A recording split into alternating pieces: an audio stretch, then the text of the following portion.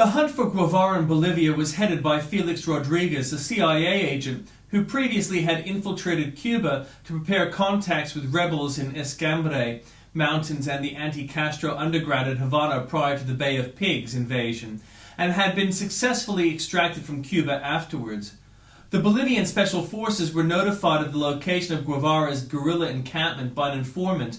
On the 8th of October, the encampment was encircled and Guevara was captured while leading a detachment with Simeón Cuba Sarabia in the Quebrada del Yuro ravine. According to some soldiers present at the capture during the skirmish as they approached Guevara, he allegedly shouted, "Do not shoot! I am Che Guevara, and worth more to you alive than dead."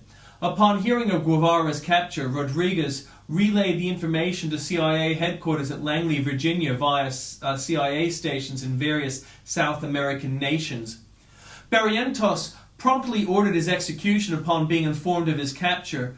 Guevara was taken to a dilapidated schoolhouse in the nearby village of La Higuera, where he was held overnight. Early in the next afternoon, he was executed. The executioner was Mario Terán, a sergeant in the Bolivian army who had drawn a short straw after arguments over who got the honor of killing Guevara broke out among the soldiers. To make the bullet wounds appear consistent with the official story sold to the public, Félix Rodríguez, the CIA asset, ordered the soldier who pulled the trigger to aim carefully to make it appear that Che had been killed in action during a clash with the Bolivian army, and thus to help cover up the official secret assassination. Guevara received multiple shots to the leg so as to avoid maiming his face for identification purposes and simulate combat wounds in an attempt to conceal this extrajudicial execution. Che Guevara had some last words before his death. He allegedly said to his executioner, "I know you are here to kill me. Shoot, coward. You are only going to kill a man." Another alleged comment was, "Do you know who I am? Do you know what I'm worth?" His body was lashed to the landing skids of a helicopter and flown to neighboring Grande, where it was laid out in a laundry tub in the local hospital and displayed to the press. After the execution, Rodríguez took several personal items of Guevara's, including a Rolex watch, often proudly showing them to reporters during the ensuing years. Today, some of these belongings, including his flashlight, are on display at the CIA. After a military doctor surgically amputated his hands, Bolivian army officers transferred Guevara's cadaver to an undisclosed location and refused to reveal whether his remains had been buried or cremated. On October the 15th, Castro acknowledged that Guevara was dead and proclaimed 3 days of public mourning throughout Cuba.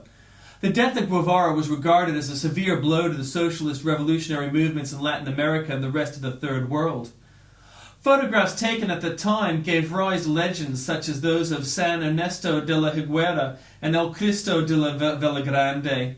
Local people came to refer to Guevara as a saint, San Ernesto de la Higuera, whom they asked for favors. Others claim his ghost walks the area.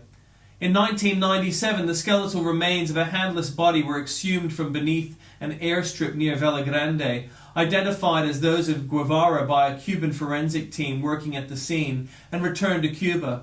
On the 17th of October 1997, his remains, along with those of 6 of his fellow combatants killed during guerrilla campaign in Bolivia, were laid to rest with full military honors in a specially built mausoleum in the city of Santa Clara, where he had won the decisive battle of the Cuban Revolution.